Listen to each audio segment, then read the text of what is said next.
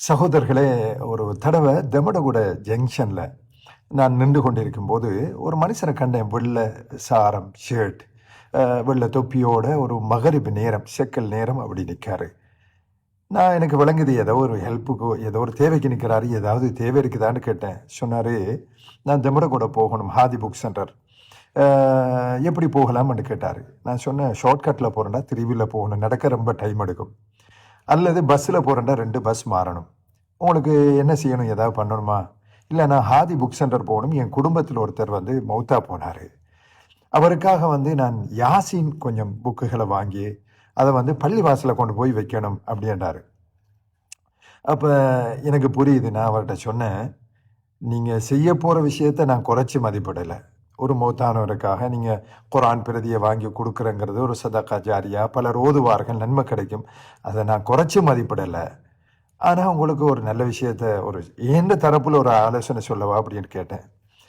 உங்கள் பகுதியில், அவர் சொன்னார் காலியை சேர்ந்தவன் நான் அப்படின்ட்டு, உங்களோட பகுதியில் உங்களோட உங்களோட வீட்டை சூழ இருக்கக்கூடிய உங்களுக்கு தெரிஞ்ச ஒரு கடுமையான ஏழைகள், ஒரு 5-6 குழந்தை இருக்கும், தொழில் இல்லாமல் இருப்பார், கஷ்டத்தில் இருப்பார், அந்த மாதிரி ஒரு 5 பேரை அல்லது ஒரு 10 பேரை செலக்ட் பண்ணி அவங்களுக்கு ஒரு மாதத்துக்கு தேவையான சாப்பாடு அப்படியாண்டா ஒரு 10 கிலோ அரிசி, ஒரு ஒரு ஒரு மில்க் பவுடர் ஒரு 2-3 கிலோ பக்கெட்டு, அதுபோல் பருப்பு ஒரு 5 கிலோ, வெங்காயம், மற்ற அதோட சம்மந்தப்பட்ட சின்ன சின்ன சாமான் எல்லாத்தையும் சேர்த்து ஒரு பேக்கேஜ் உருவாக்கி ஒரு 5 பேருக்கு கொண்டு போய் கொடுத்துருங்க.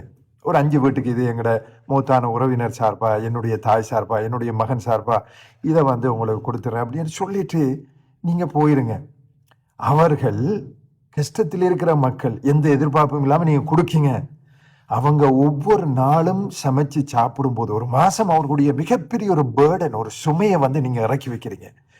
ஒவ்வொரு நேரம் சமைச்சு குழந்தைகளோடு உட்கார்ந்து சாப்பிடும் பொழுது அந்த உள்ளத்தால் அடிமனதால துவா செய்வார்கள்.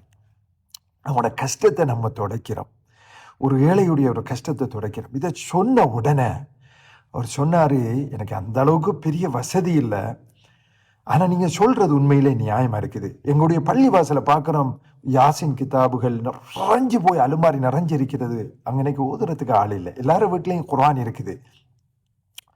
எனக்கு படுது, என்னுடைய பகுதியில் ஒரு கிணறு இருக்குது, தண்ணிக்கு கஷ்டம், ஒரு கிணறு இருக்குது, அது பால் பட்டு போய் இருக்குது. அதை சுத்திகரித்து அதை அழகாக பரிசுத்தப்படுத்தி ஒரு மோட்டரை போட்டு கொடுத்தா நல்லா இருக்கும், மக்கள் பயன்படுத்துவார்களே அப்படின்னு சொல்லி அவர் தன்னுடைய அந்த விருப்பத்தை மனசுலேருந்து அடி மனசுலேருந்து சொல்லிட்டு சொன்னார், நான் இப்போவே கிளம்புறேன், நான் ஹாதி புக் சென்டர் போகலை, நான் போய் இந்த தர்மம் ஒன்றை நான் செய்ய போகிறேன் அப்படின்ட்டு அந்த மனிதர் சொல்லிட்டு போனார். உண்மையிலே சாத் பின் உபாதா ரலியல்லாஹு அவர்கள் சொல்லுகிறார்கள், நான் நபிகள் நாயகம் ஸல்லல்லாஹு அலைஹி வஸல்லம் இடத்துல வந்தேன், சொன்னேன், இன்ன உம்மி மாதத், என்னுடைய தாய் மரணித்து விட்டார்கள், அஃப அத்தஸத்தகு அன்ஹா, யா ரசூலல்லாஹ், என்னுடைய தாய் சார்பாக நான் தர்மம் செய்யலாமா அப்படி என்று கேட்டேன். நபிகள் நாயகம் ஸல்லல்லாஹு அலைஹி வஸல்லம் சொன்னார்கள், ஆமாம், கண்டிப்பா நீ தர்மம் பண்ணலாம்.